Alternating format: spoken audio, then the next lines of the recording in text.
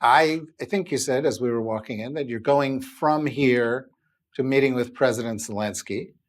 And of course, President Zelensky is meeting with President Biden tomorrow.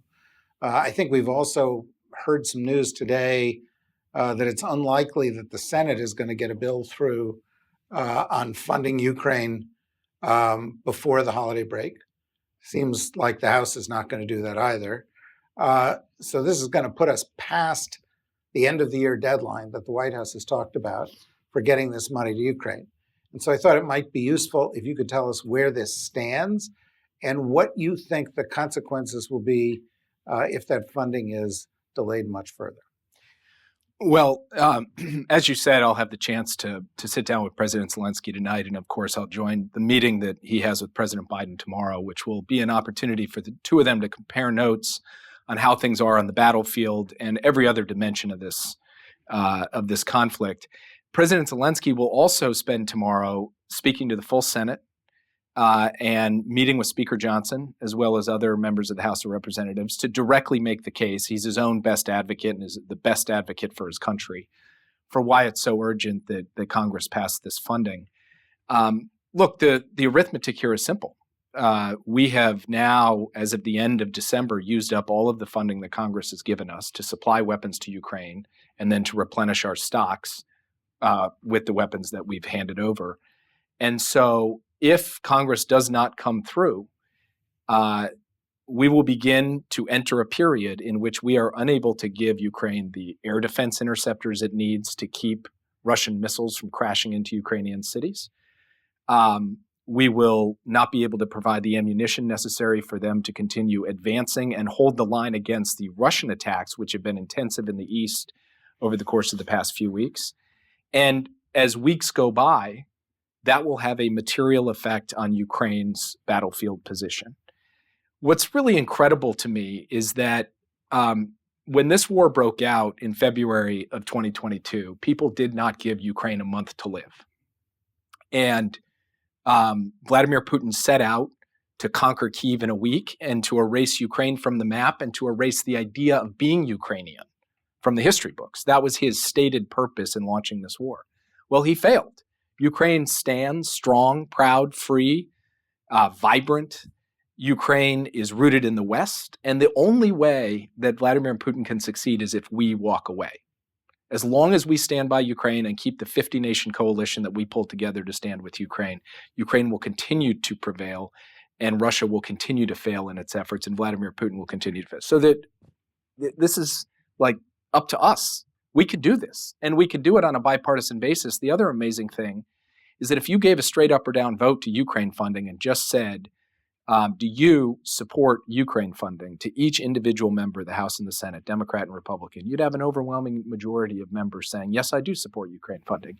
It's gotten tied and held hostage to other issues that have nothing to do with Ukraine or defense of the free world. Nonetheless, President Biden has said that he's prepared to have a discussion about border policy on a bipartisan basis, not just a take it or leave it proposal. And those talks are ongoing. And my hope is that at the end of the day, after a long and winding road, the Congress does come through and pass the aid to Ukraine. I believe that is still possible. And we are convinced that we have to pull out every stop to make that happen. Before the end of the year? It would be good to have it happen before the end of the year, because if it doesn't happen before the end of the year, we are going to enter this period where we no longer have the money to be able to supply them. So the deleterious effect on the battlefield will begin to manifest. I can't predict exactly what will happen in the next 2 weeks.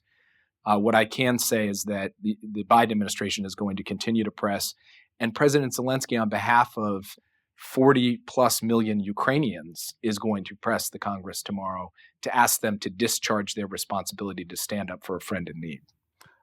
Couple of questions. So you think that despite the Republicans in the House particularly, and to some extent in the Senate, who are opposed to Ukraine aid, are the vocal ones and the ones who get press attention, but you think that a strong majority of House Republicans are for continuing aid to Ukraine? I think that if there were a straight up or down vote where you ask the question one by one across the 435 members of the House of Representatives, you would have a strong bipartisan majority for aid to Ukraine. Mm-hmm. Yes. In fact, the Speaker himself, who has voted against previous packages, has come out and said he believes that Ukraine should be funded. So the issue right now is not about the merits of funding for Ukraine. It is for certain members, as you say, but not for a strong majority of members. The issue really is this linkage to the border. And while we believe there has to be both resources for the border, which were in the Biden supplemental, and we're open to a discussion about policy,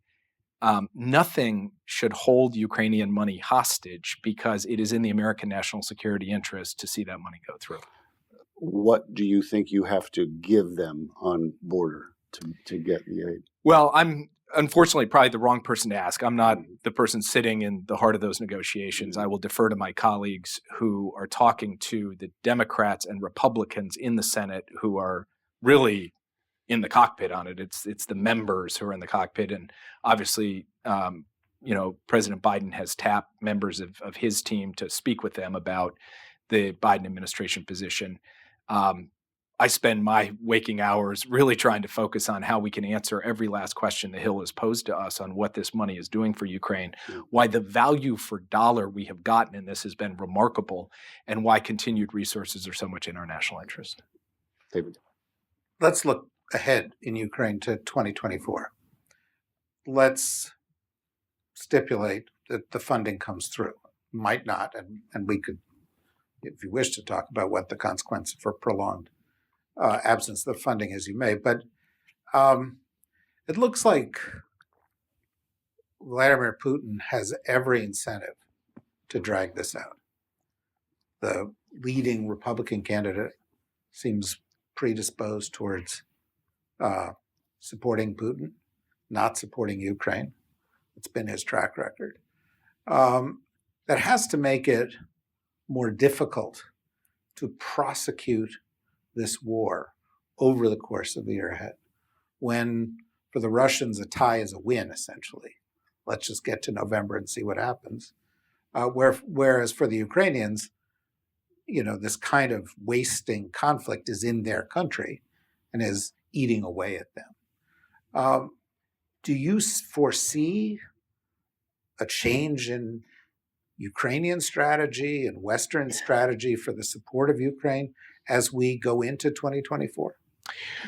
Well, first, I would say any decision to negotiate is ultimately going to be up to the Ukrainians. And, we've held to this mantra, nothing about Ukraine without Ukraine, and we are not pressuring them to go to the table.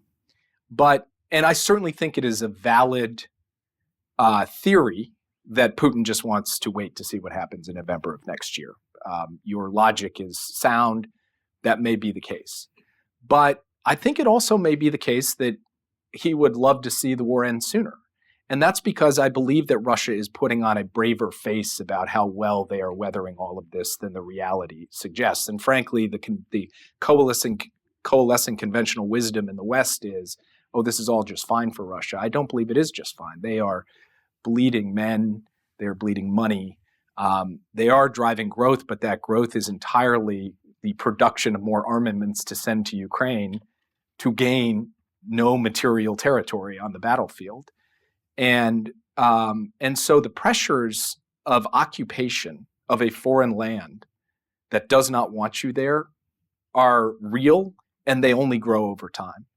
So our strategy going into 2024 is to continue to resource Ukraine so that it can both defend against Russia's efforts to take additional territory, which are ongoing as we speak. They're attacking in multiple points in the east, and to help Ukraine continue to make progress on the battlefield while also taking steps to reduce Russia's capacity to effectively terrorize Ukraine. And if you put all that together, the goal is to put Ukraine in the strongest possible position on the battlefield so that it is in the strongest possible position at the negotiating table when negotiations come together. And when they do, that will be up to Ukraine. But that's the heart of the strategy that we are pursuing. And we believe that strategy, if you look out over the course of the past 18 months, has enabled Ukraine to take back more than 50% of the territory that Russia previously occupied, has allowed Ukraine to mount a stalwart defense against waves of Russian fighters trying to break through the lines in the east, and has allowed Ukraine to build out an air defense system in parts of the country where they are now exporting grain and iron ore, where they now have their capital city Kyiv vibrant and alive under the protection of patriots from the United States and Germany and other countries. So we will make adjustments to refine based on battlefield realities, based on the best methods of increasing the costs to Russia for waging this war. But fundamentally, the strategy remains rooted in the notion that we want to give Ukraine as much leverage as possible for when they ultimately go to the negotiating table.